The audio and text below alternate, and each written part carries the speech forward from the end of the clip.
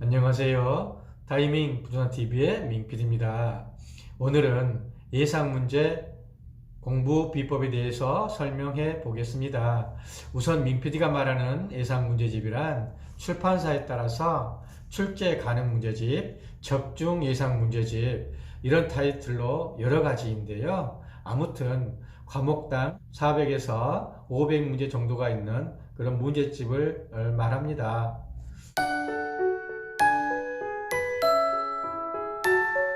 중개사 시험에 합격한 사람이 떨어진 사람보다 무조건 실력이 좋을까요? 떨어지는 사람은 전부 다 실력이 없어서일까요? 합격과 실력은 원칙적으로 비례하지만 현실에서는 성적이 매우 좋아서 합격할 거라고 모두 믿었던 그랬던 분이 떨어지기도 하고, 반대로 육아나 직장 생활로 공부 시간도 모자라서 실력이 좀 더 부족한 사람이 합격하기도 합니다. 떨어진 분 중에서는요, 합격하신 분들보다 실력이 우수한 분들도 많이 계시잖아요. 이렇게 실력이 낮은 분이 합격하기도 하고 모두가 붙을 거라는 분이 떨어지기도 하는 이유가 뭘까요? 그 이유는 실전 연습인 문제 푸는 연습을 제대로 안 해서 시험장에서 제 실력을 발휘하지 못했기 때문이라고 생각을 합니다.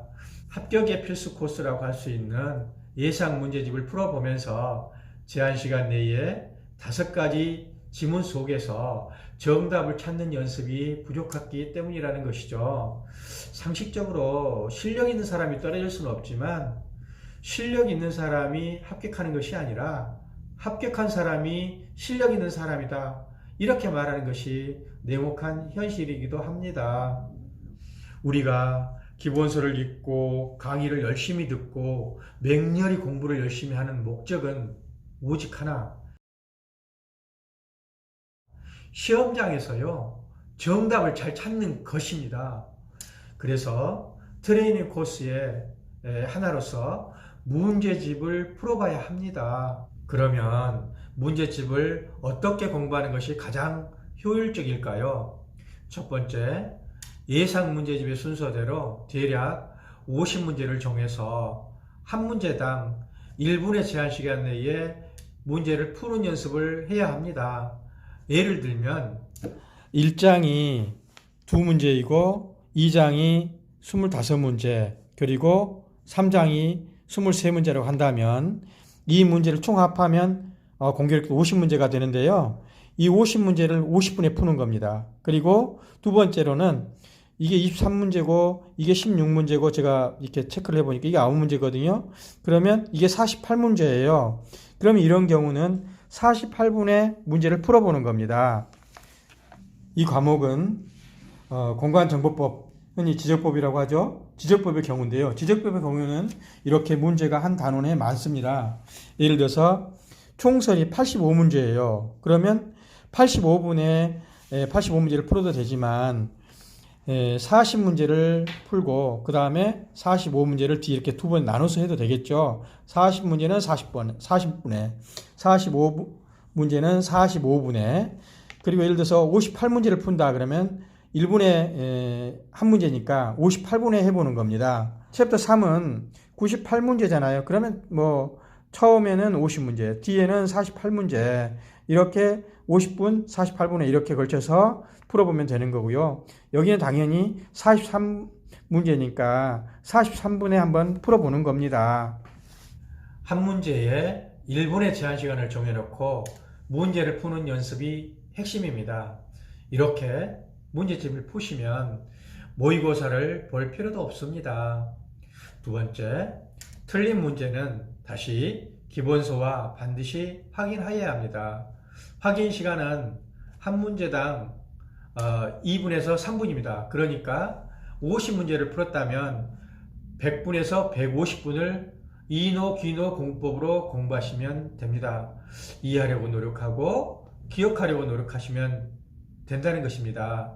이렇게 공부하시면 2회독, 3회독부터서는 공부 시간이 기하급수적으로 줄어듭니다. 세 번째, 예상 문제라도 난이도 최상급의 문제는 패스하는 습관을 길러야 합니다. 우리는 학창시절부터 숱하게 시험을 봐왔고, 시험이라고 하면 일단 하나라도 더 맞춰와야 하는 본능에 충실히 길들여져 있는데요. 60점이면 모두 합격하는 중개사 시험만큼은 이 본능을 억누르는 강한 멘탈이 필요합니다.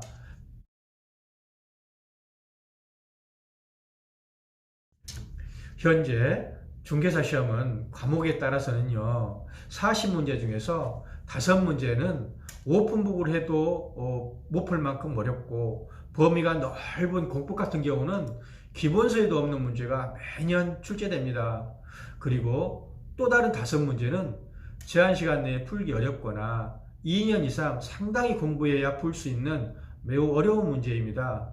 이 10문제까지 다 대비하려면 공부량이 너무 많아지고 합격을 하더라도 긴 수험 기간이 필요합니다. 더구나 시험장에서 최상급 난이도 문제까지 다 풀려면 시간이 부족해서 10문제 정도는 다 찍어야 하는 상황으로 내몰릴 수 있습니다. 하지만 10문제를 뺀 나머지 30문제는 중하위급 기본 문제로 이것만 잘 풀어도 합격하는 데는 전혀 문제가 없습니다. 눈치 빠르신 분들은 바로 이 30문제에 승부를 겁니다. 중하위급 30문제에서 6문제를 실수해도요, 24개를 맞으니까 합격점인 60점을 얻습니다.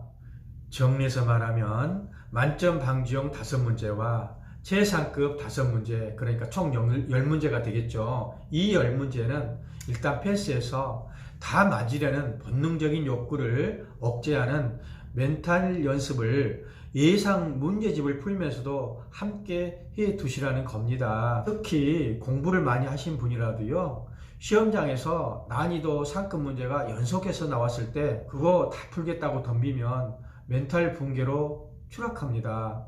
제가 학개론 공부를 많이 했는데요, 시험장에서 19번, 20번 이렇게 난이도 높은 문제를 연거푸 풀다가 멘붕이 와가지고 시험장에서 뛰쳐나오다가 민법 문제가 궁금해서 다시 들어가서 시험을 봤습니다. 그래서 멘붕이 심했던 학개론은 점수가 매우 낮습니다. 아무튼 공부 많이 한 분이나 실력 있는 분도 난이도 최상급 문제는 패스하는 연습이 필요함을 합격 비법 중에 하나로 제시합니다. 문제집을 풀면 무엇에 도움이 되나요? 문제를 풀면 개념과 이해가 명확해집니다. 기출이든 예상문제든 문제집을 공부하다 보면요, 지문들이 이다, 아니다, 할 수 있다, 할 수 없다, 옳다, 틀리다 이렇게 명확히 구분이 되니까 단원별로 개념 정리와 이해가 명확해지는 경우가 매우 많습니다. 참고로 예상 문제집의 문제가 실전에 그대로 나올 거라는 기대는 하지 마십시오. 시중에 예상 문제와 동일한 실전 문제는 나오지 않습니다. 시험을 출제한 출제위원들은 오해나 분란거리를 만들지 않기 위해서 시중에 예상 문제집의 문제는 전부 필터링을 하고 우리가 익숙하지 않은 전혀 다른 패턴 문제로 변형시켜 출제합니다. 문제를 풀면 공부에 집중력이 생깁니다. 공부가 안 될 때나 졸릴 때는 문제집을 푸십시오. 제한 시간 내에 문제를 풀어야 하니까 긴장도 되고 문제를 풀다 보면 공부에 집중력이 생깁니다. 문제를 풀면 암기가 잘 됩니다. 30대 이상으로 고연령으로 갈수록 뇌의 퇴행성으로 인해서 기억력이 많이 떨어집니다. 저의 경우도 기본서로는 기억이 통 안 되었던 것들이 문제를 풀면서 기억도 되고 문제집과 기본서를 왔다 갔다 하면서 암기가 조금씩 된 느낌이 컸습니다. 이상으로 예상문제 공부 비법과 그 역할에 대해서 설명해 보았습니다. 다음 시간에는 30대 이후 기억력이 좋지 않은 분들의 암기 비법과 숫자법에서 뵙겠습니다. 이 영상이 도움이 되었다면 구독과 좋아요 부탁합니다. 끝까지 시청해 주신 여러분 대단히 감사합니다.